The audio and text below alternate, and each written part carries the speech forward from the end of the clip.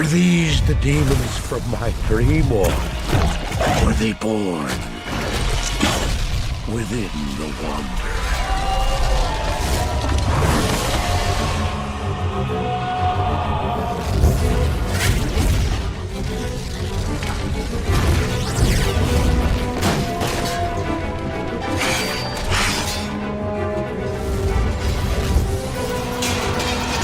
It's the most brutal thing ever. Well, hello there, my fellow bone lovers. That sounded kind of weird. Anyway, for the longest time, I loved necromancers in video games, or in fact, any stories. It's just something so cool in raising an army of the dead to do your bidding. But here's the thing, how many games do you know that focuses mainly on necromancy or even feature it as like a main aspect of the game? Probably not a lot. If it does get featured, it's usually a basic mix of mage and druid, casting spells while having a few minions, meaning there's usually not a lot of tactical or gameplay depth with the whole necromancy thing. But I wanted to find out what is the best implementation of this, which game, mostly RPGs, allows me to feel like the biggest bone daddy. God damn it, again? And which game gives the most interesting take on necromancy? What's better game to start the series than the OG, the one and only, Diablo 2?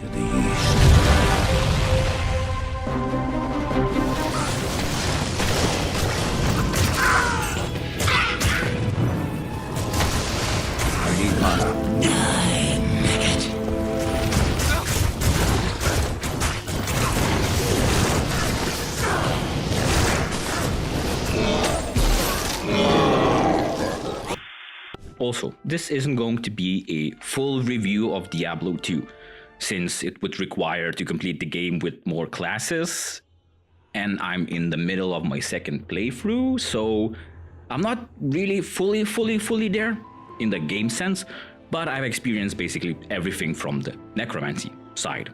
I still haven't used runes that much or reached a endgame, so I might make a video just about Diablo 2 later on. I don't know, maybe subscribe.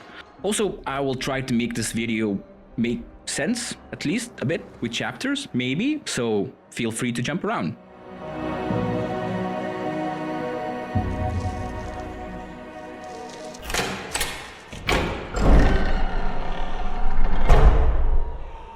Hang up that computer call.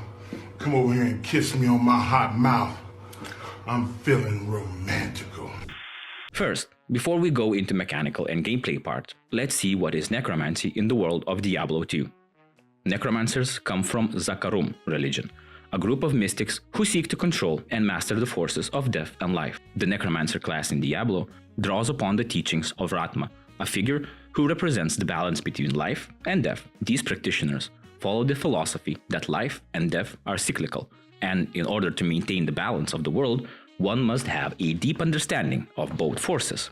The necromancers are often referred to as priests of Ratma, or the necromancers of the East, and they sort of act like a balance keepers. Life must not be destroyed recklessly, nor should death be shunned, but rather they must be understood and controlled. The necromancers have a distinct role in the world of Sanctuary. Their work is often seen as unsettling or even sinister. They are not evil for the sake of evil, but their mastery over death and the rising of the dead is, kind of controversial. And personally, I love this. It's easy to be, oh, he looks scary and talks about death, so he's obviously a bad guy. But here, we're kind of like the Avatar, the Last Bonebender, since we intervene when balance is at risk. Is that enough to earn the rogue's trust?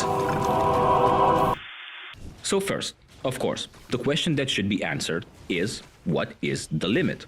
Well, the limit in Diablo 2 is really just a suggestion, much like a speed limit for a BMW on an open highway. Sure, at skill level 20, you can have 8 bony boys and 8 skeleton spellcasters, but the second you start stacking plus skills from gear, that number balloons faster than my stash fills up with items I swear I will use later. I will use that thing.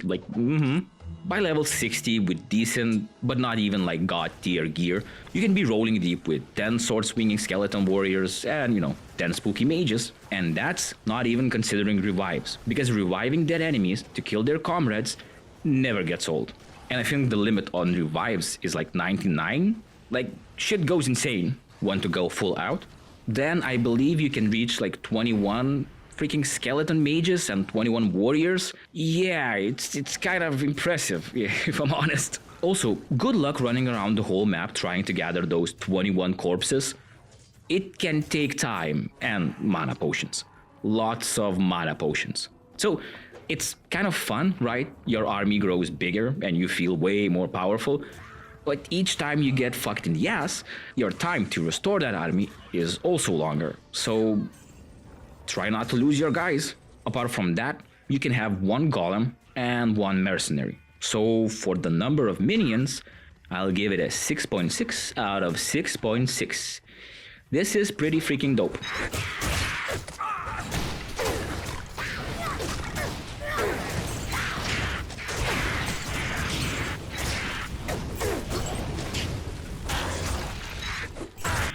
And this is a perfect transition into talking about summoning your boys. It's honestly really fun. There's something satisfying about raising an army of skeletons, but of course there's a catch. To create a skeleton, you need a corpse. I mean, duh. You're not just pulling them out of thin air. Each time you log out of the game, the thing is, your skeletons disappear. So you have to go and resummon your army. It's a bit of a rough start because you're basically naked against the world until you get at least some bodies on the ground. If your build is not optimized, you can feel like a small goo goo gaga baby until you raise some more skelly boys. So about this, you see, I thought that I had my sort of rhythm down, right? I got a surprise. See, I hired this mercenary with ice abilities. Seems like a solid plan at first. But after a few minutes, I noticed something weird. I only had 2 skeletons. Huh? That's odd. And then it hit me. My guy was freezing enemies, and when they die, they shatter into ice shards. No bodies left behind. No bodies means no skeletons. And just like that, my whole fucking strategy went up to frostbite. Yeah, that was a stupid move on my part. Lessons learned. Ice is the enemy of necromancers. Fire though? Fire is my boy. Burn them down and boom, corpses for days. Now golems are a bit different. Unlike skeletons, 3 out of 4 golem types can be summoned at any time. No need for bodies, no waiting around, right? But the iron golem, that one's a bit special. Instead of using corpses, you need items to create it. So at least in this case, you're not completely locked into just one resource for summoning, which is a nice touch. You know what a lot of boss arenas don't have? Yeah, they don't have extra enemies to get corpses. So if your skeletons get fucked, you're kind of also fucked. So how do I rate the summoning mechanics? I'd give it a solid 4.44 out of 6.66. While it's a lot of fun, there are definitely some frustrating moments where you feel like you have to cheese the game just to get past certain situations, especially bosses. But hey, that's part of the Necromancer's life. Adapting, experimenting, and sometimes realizing you accidentally sabotage yourself with an ice mercenary. It happens to everyone. Skeletons, the true MVPs of the Diablo 2 Necromancer's army. These bony boys don't care about honor, strategy, or even personal space. They just wake up, choose violence, and swing their tiny swords until there's nothing left standing or until they themselves crumble. Since even at higher levels, it's not like they're going to tank a boss on their own. It's, unlike golems, which is more of a tanky dude, skeletons are all about strength in numbers. And again, I still have not experimented with runes since there's a lot, but as much as I saw, if you stack the right skills, you can create sort of an unstoppable army. So skeleton mastery, because bigger numbers equals better minions, logically. This passive skill boosts the life and damage of all your skeletons and revives, not just warriors. Basically max this out ASAP. Your skeleton mages come in 4 flavors. Fire mages deal great damage, cold mages slow enemies down, Lightning mages are fast attackers, and poison mages prevent enemies healing. Sadly, you can't, well, at least to my knowledge, choose what you want to summon, like maybe go all in with poison mages or maybe fire, like would be a cool addition to have. There's also Revive that lets you bring back dead enemies to fight for you, but only for like 3 minutes before they disappear. What I like is that revived monsters keep their original abilities, meaning if you resurrect a giant demon or a golem, it will fight for you like, well, an absolute beast. It's a good thing when you maxed out your skeleton limit, meaning you can still play a role as an active summoner. The ultimate build for me: stack raise skeletons, skeleton mastery, grab a clay golem for slowing bosses, and use revives for extra meat shields. And I became king of Diablo 2. Nah, I'm actually joking, my build is like really shit. I still get killed like every 5 minutes. But I believe in myself, and isn't it all that matters? So let's talk about golems. First of all, the clay golem, the sticky tank. Basically, this skill summons a big mud boy with decent HP and hidden talent. He slows enemies when he hits them, and even when they hit him, I think. But he hits like a damn sock, meaning even at higher levels, it's only good as a tank. But for bosses, that's kind of all you need. Your skellies and your merc will do all the damage. Next, we have Blood Golem, the self-harming edgelord. This guy leeches life from enemies and shares it with you. Sounds great, right? Wrong. If your blood golem takes damage, you take damage. There are honestly so many ifs and whats in the skill that I don't really see the value in it. If you're going to stand behind while your skellies do the damage, then why have a minion that is on the front lines and, sharing your life? Maybe it's more viable in less minion-oriented builds? It was cool running with him until I realized, he's not really doing anything. Iron Golem, the item-eating badass. Summon this metal monstrosity using any metallic item, like weapons or armor, and he inherits that item's properties. Use a foreign item, boom, enemy melee attackers regret their life choices. I mean, you get the point. Fire Golem, the flaming hot distraction. The only golem with built-in fire damage. Plus, he seems to attract enemy aggression, like a magnet, deals fire damage when summoned, but honestly, his biggest strength is just being really annoying to enemies. It looks cool, but that's kind of it. I don't think you can match the MVP Clay Golem. His slow effect makes him perfect for boss fights. Iron Golem is also cool if you have, like, good gear to sacrifice. Fire Golem is kind of fun, but not amazing. Blood Golem is just there for sort of memes. So honestly, I will give Diablo 2 a 5.55 out of 6.66. Just because there are a few golems that could basically be removed from the game, if we're talking honestly. But overall, good vibes and decent amount of strategies.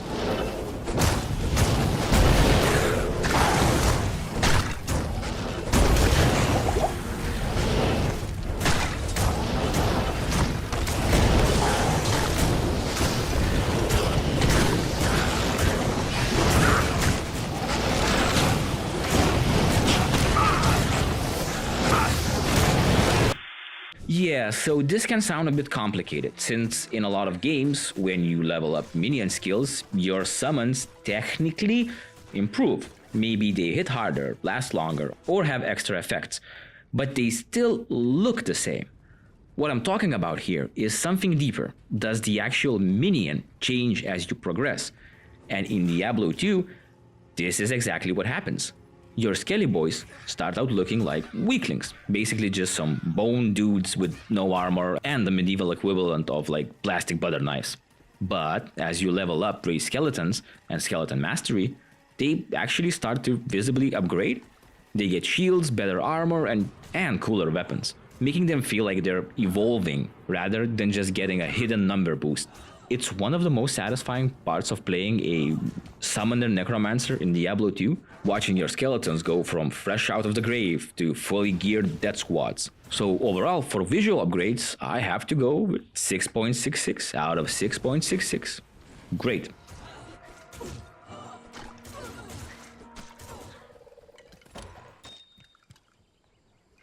I can't get... So the classic Necromancer is often stuck with pale skin, dark clothes, and grim demeanor, which, hey, totally works for the traditional Master of Death vibe. But let's be honest, that whole emo necro trope can get a bit old when we see it over and over and over. I kind of wish to shake things up with like something more dynamic or active. Visually and vibe-wise, Diablo 2 and its sequels still lean into the classic moody aesthetic. Look, this guy does dark magic. He's gonna look the part. That's just the law. What was a surprise for me is that Diablo 2 Necromancer Summoner is tied to Strength. You know, the same attribute as like barbarians. So if you build a Necro to tank and fight with mace and shield, you're a summoner who can swing some heavy metal, right? So not a lot of emo vibes left. Overall, there's already that cool active mix of minion summoning and frontline fighting with certain builds. And to be fair, this Necromancer's vibe does reflect it. Also, I haven't reached this point yet, but with certain sets, you can actually transform and be like this guy. Now I'm talking, this is way more impressive Necromancer. Well, I still got a way to go to reach this point. What if, in the future games, Necromancer has more agility, like dodging, flipping around, and wielding crazy cursed weapons while summoning? Path of Exile too? No, I haven't heard of it. Maybe they could have a design that's less about gloom and more about empowerment. Like, what about a hippie peace-loving, flower plant, colorful t-shirt wearing Necromancer? Okay, I'm just talking nonsense at this point. The voice for your Necromancer is very fitting. Again, being able to keep the balance between seemingly uninvested and a stern, direct tone. He does look like your classical Necromancer. You know, the thing you expect to see when you hear Necromancer. Yet, he's not so frail to be in an emo band. So, 6.66 out of 6.66. Good job.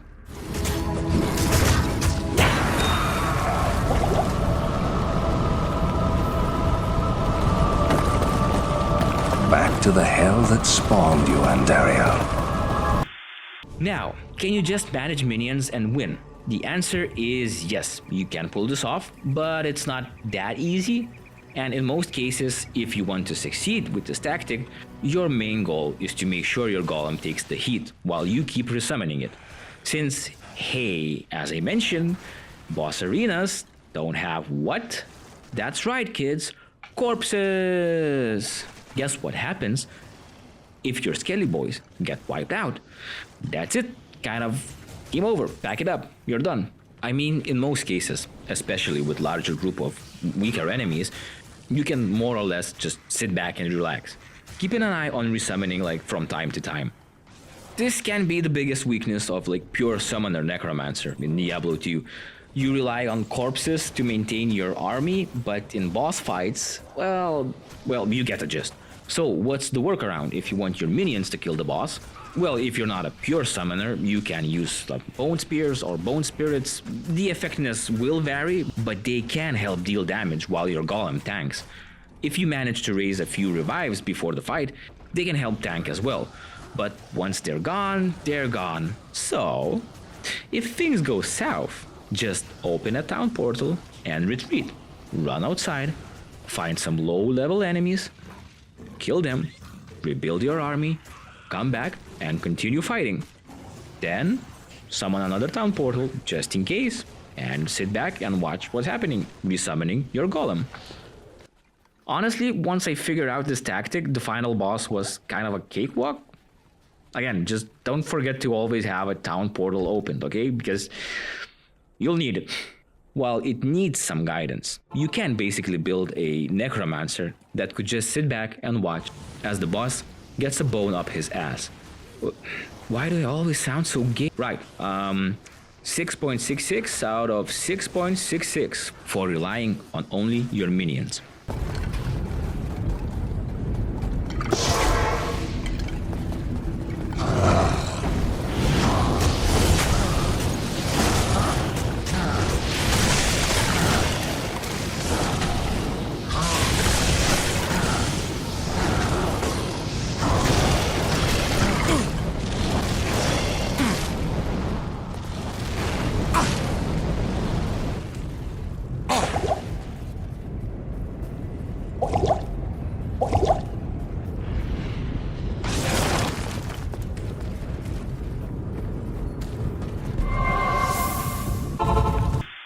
For me, the Necromancer in Diablo 2 has always embodied a archetype of a commander, right? Who orchestrates chaos from distance, summoning legions of skeleton minions to execute his will while safely hiding behind some trees like a little bitch. You know, the standard image of a dark sorcerer manipulating the forces of life and death. However, the Necromancer's skill belt extends far beyond minions' masteries. He is also a formidable practitioner of bone and poison spells, which raises an intriguing question. Can one effectively play a Necromancer without relying on any minions? The answer is yes. A prominent alternative is the Bone Necromancer build, which emphasizes offensive bone spells. Basically, central to this approach is Bone Spear that inflicts substantial magic damage, and Bone Spirit, a homing missile targeting foes. To enhance survivability, Bone Armor provides a buff against incoming damage, while Bone Wool and Bone Prison can immobilize enemies, setting them up for devastating attacks. Another viable path is the Poison Necromancer. This build focuses on debilitating enemies over time throughout potent poison attacks. The primary skill, Poison Nova, releases a deadly ring of poison that rapidly depletes the health of surrounding enemies. When combined with lower resist curse, which reduces enemies resistant to poison, this build becomes exceptionally lethal. While it requires a closer proximity to your enemies compared to Bone Necromancer, the Poison Necromancer sort of compensates with higher damage and the ability to target multiple enemies at once. But in both builds, curses play a pivotal role. Spells like Amplify Damage and Decrepify can significantly weaken enemies, making them more susceptible to attacks. Additionally, Corpse Explosion serves as a powerful area of effect skill, detonating the corpses of fallen enemies to deal massive damage to nearby foes. It's worth noting that while minion-less Necromancers build often a more active and on-hands playstyle, they do require careful management of resources and positioning. In a way, meaning that you get two modes how to play Diablo 2 as a Necromancer. Build your army and stand back, or fuck that army and go rub bone to bone.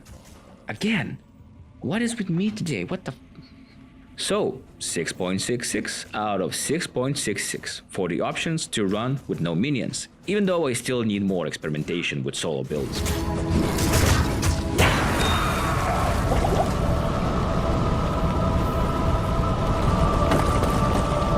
Back to the hell that spawned you, Undead. So this might be more difficult to explain, but imagine this. If I'm a guard in a small camp just trying to keep the place safe from who knows what, and I see a druid rocking with a few wolves, I'll be like, hey, good to see you, friend. If I see a ranger rolling in, or a paladin, I would say the same welcoming line of dialogue. But if it's a guy who literally explodes corpses and raises the dead like it's Tuesday, I'd probably be like, yo dude, maybe you should, I don't know, just go somewhere else. There's a nice open area over there. Ooh, we're dealing with a lot of shit here already, so I don't know if these twitchy undead who spaz out and swing their swords all around are on our side or on their own side. So it's a class that should kind of get a bit of story representation or different story dialogue, because you're not really a good guy, because most other characters, most other classes could be considered a good guy in Diablo, right? In Diablo 2, it's almost like everybody's just cool with it, even though the idea of raising the dead is, well, as the game said itself, kind of morally questionable at best. Most people don't even blink an eye when you're walking around with a skeleton army. But here's the thing. It's not like it's not addressed. In the beginning, the game does acknowledge that you're kind of messed up for raising the dead. You get some flavor text that hint on how creepy or dangerous your powers are. But as you progress, it kind of loses its impact. Once you're getting into the depths of hell, most people don't really care about your necromantic ways anymore. You're no longer a guy who raises skeletons in a small camp. You're the ultimate problem solver. And to be fair, if I was stuck in hell, I don't think I would care what kind of dead stuff you're raising, as long as you get the job done and fucking save me. A necromancer? I hoped I'd never have to lay my eyes on one of your kind again. The recent troubles in this area have brought out all kinds, I see. Nevertheless, your money's good. So maybe I just want a bit more conflict or integration within the bigger world or story. I mean, especially when you're dragging around dead bodies. I mean, in game, not in reality. That would be crazy. Dead bodies, right? So I'll go with 3.33 out of 6.66. The interaction between necromancy and the story is there, but I would like to see more of it. I know much about the ancient religions. I was trained as a paladin of Zakarum in the Eastern Koras Temple many years ago. One of the things that really gets to me about Diablo 2, especially when playing a necromancer, is the intelligence of the minions. Don't get me wrong, having an army of skeletons, revives, and golems is a blast. But their AI can sometimes be, well, frustratingly dumb. There have been so many moments where I'll have my undead army right in the thick of things, fighting enemies, and suddenly they just stop attacking or wander off in the wrong direction. It's like they completely lost track of the enemies or just decided to, I don't know, take a little break in the middle of the fight. Like, no shit. Look here. Half of my guys are fighting for their lives, while these assholes are just chilling. Like, what the fuck are you doing? Go fight there. What the fuck? Like, there seems to be some sort of trigger area that if there are no enemies there, they don't interact. But like, why? Half of them are already fighting. And don't even get me started on pathfinding. When you're in tight spaces or there are obstacles in the environment, your minions will just get stuck on everything. I don't know if the main culprit is like pathfinding or blocking, but you're stuck watching them get trapped or just stand around while the enemies tear into you. It kind of feels Goo Goo Gaga Baby Managing Simulator instead of like Necromancer. Sometimes. So, a lot of times, instead of your army of the dead fighting the enemies, there's like 2 skeletons blocking the fucking way and like stopping everyone else. So, cool, just stand there and wait fucking 5 minutes. So, it's not terrible. But again, why do I summon 10 skeletons if 4 of them are just here to look good? So again, not the worst, but oh boy, 3.33 out of 6.66.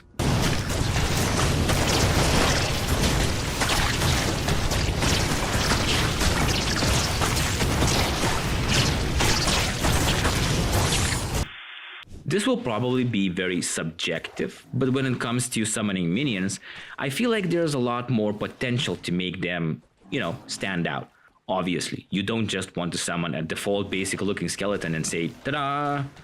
We want our minions to be unique, weird, stylized, just interesting, In Diablo 2, the skeletons and other summoned minions are pretty standard in terms of design. They look cool, don't get me wrong, but they don't quite hit the level of creative flair that I would love to see. Take the skeleton mages, for example. They have that cool little touch where their lights change based on the elemental attacks. Fire mages have a fiery glow, cold mages have an ice blue, and so on. In dark areas, you basically are having constant rave. That's a nice little detail that adds personality to them. But even with these visual upgrades, it still feels like something's missing. They all look pretty much the same, just with different colors. Again, nothing bad, nothing amazing. Like, man, imagine your skeleton warriors having like mismatched armor from different eras, since, you are sort of raising the dead. Well, not really raising the dead, it's just summoning skeletons. Okay, maybe it's more complicated. At the end of the day, the designs in Diablo 2 do their job. I do like that they get more armor with level up, and they have that old school charm. But I can't help but wish for a little more pizzazz. 5.55 out of 6.66. So when I summon a minion, is it just a run and done deal? Where I click a button and boop, an undead creature appears? Or do I have any real way to interact further with it or customize it? In Diablo 2, summoning a minion is pretty straightforward. You pick a skill, you cast it, and you get a skeleton or a golem.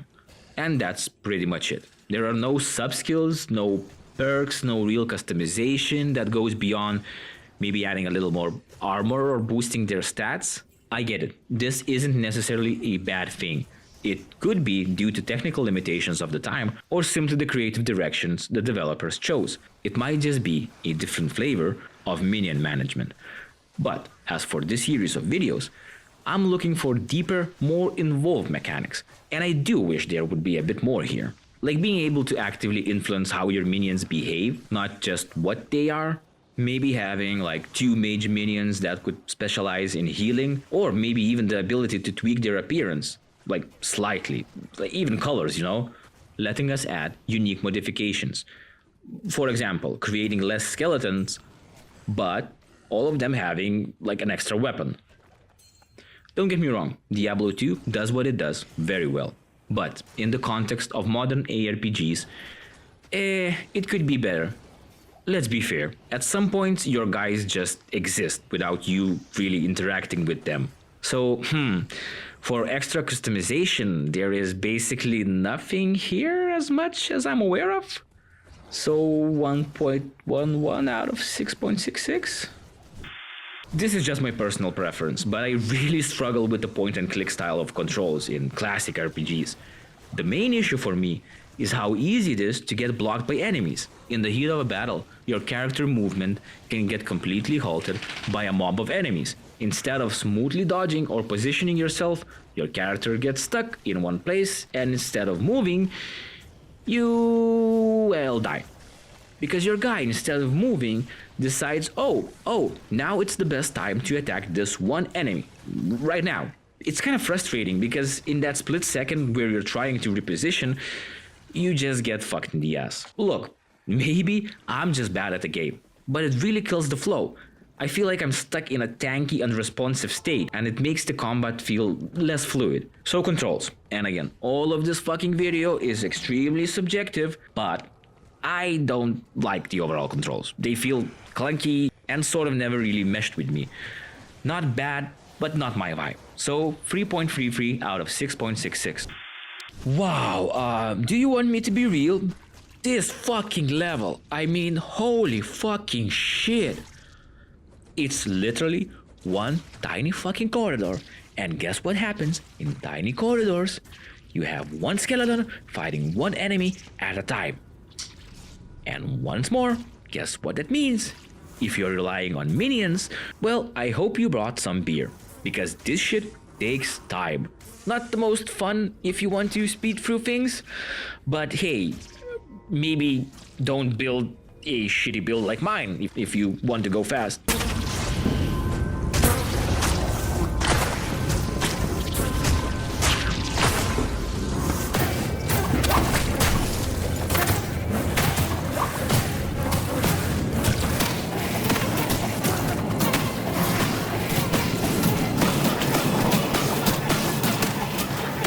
Now, about the maps in the game overall. They're generally solid, but if I'm being fair, the caves kind of feel like crap. It's like they just randomly threw mobs in there and the entire level is just basically sort of one texture with a couple of rocks on the side. Compared to the open world maps that actually feel more alive, the caves feel empty and lackluster. I never really wanted to go below and explore. I don't know, it's just kind of a letdown, especially when it starts to feel the same after a while. But you know what? I'll give credit to the designers for one clever thing: rotating the map. I mean, rotating the exits to your camp or changing up the level layout based on a few different templates is a pretty neat way to keep things from getting too predictable. Sure, sometimes it feels like they're trying to trick you with this whole RNG rotation thing, but for me, it actually works. It does give the feeling of randomness without completely taking you out of the experience. Kind of like life, right? And then there's my favorite map. I mean, this feels kind of insane just running through all the chaos. There's so much going on that you can't help but to get sucked into it. You're not alone either. There's an actual friendly force. You can team up to fight enemies. And man, that's what makes it great. This dynamic should be a bigger thing in more RPGs. Not just you fighting 5 enemies by yourself, but different factions clashing against each other, and you can feel part of something bigger, but not the main player, And then sometimes I don't understand the enemy factions. Sometimes they just go full kamikaze mode, and rush you even if you're way overpowered. And then, other times, I have to chase them throughout the entire fucking map. What the? I think it's all based on how many enemies are left in the squad, but really it feels like some weird AI logic. That sometimes can feel awesome and sometimes just kind of confusing. Oh boy, and my favorite enemies are the ones attacking you from halfway across the map, then just disappear. Yay! Oh, and by the way, when they attack you, they stun you with every hit. Super cool. Really love it, guys. Really love it. So honestly, it balances out. There is rage and meh moments, but there are good little things and details too. So a balanced 3.33 out of 6.66. What's the best punishment for dying in a game? Losing some XP? Yeah, I kind of think it's a fair idea, at least on higher difficulty levels. Maybe not on the easiest setting, but the concept of getting set back a bit seems like a reasonable punishment. It stings, but it doesn't completely wreck your flow. What I don't like though, and this might just be me, is the whole gear retrieval mechanic. That's the real nightmare. I mean, honestly, the worst thing for me is when I have to run all the way back to my corpse just to grab all my gear again. It's like, okay, I get it, dying has consequences, but the backtracking, that's the worst. My logic is this: if I die, I want to be able to get back to town with my gear and go out and immediately start regaining my lost XP. That feels fair, and I'm not doing the same thing over and over and over again. If I lose my gear, and let's say I was pretty far into the map, well, then my only real option is to go get it back. Oh, and since you probably don't have a lot of other great gear, so good luck trying to recover your body and hoping the enemies won't overwhelm you. And then you grab your gear and oops, you get killed again. Yay, what the fuck? I mean, you can just exit the game and your body will spawn in a town, but there's a penalty for it, I think. I don't remember now. Again, shoddy memory. No, grandma, no! And all that stuff. My main idea is that progress loss with the ability to quickly jump back into action is way better than the time loss that comes with having to backtrack to a specific point to grab my stuff. I get that some people like the challenge of having to fight through and get back to your body, but for me, it feels like it just slows everything down. So yeah, just give me a bit of punishment of XP and fuck it, whatever, but please don't make me waste hours returning back to the same fucking spot. For me, I don't know, it's just kind of a middle point. I get why it's done like this, but man, did it make me feel frustrated rather than challenged. But also, I might just suck at this game in general. So, 4.44 out of 6.66. The last aspect is about one thing and one thing only: enemies. While you rolling in with a bunch of skeletons is all cool and that, if you don't have satisfying enemies to pit them against, well, it can feel a bit boring. In Diablo's 2 case, it's okay.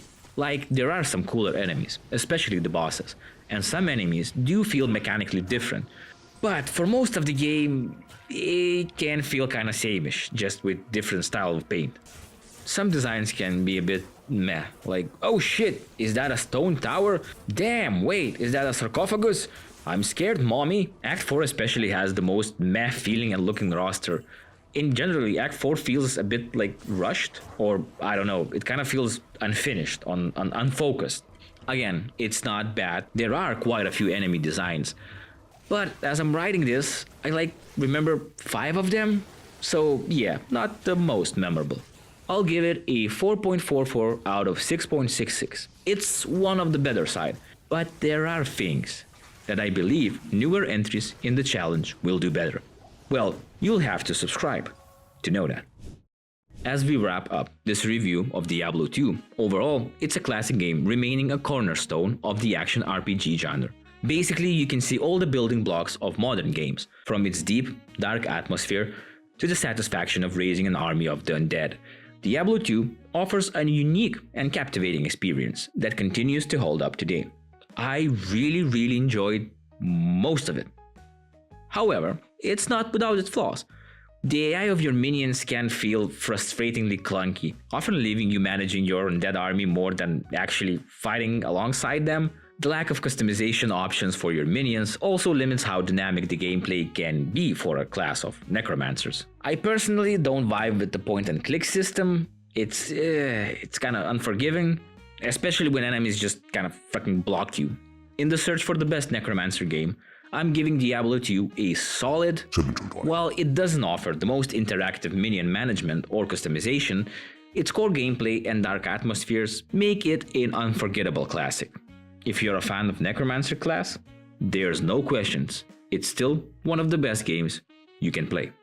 As always, I would like to hear your comments, your ideas. Do you love Diablo 2? What is the best Necromancer game? What is your favorite game? Who am I? Who are you? What am I doing here? You know, the classic questions. Okay, enough yapping for today. I hope you like this nonsensical project, and I'll see you all someday. I don't know. Goodbye. Bye-bye.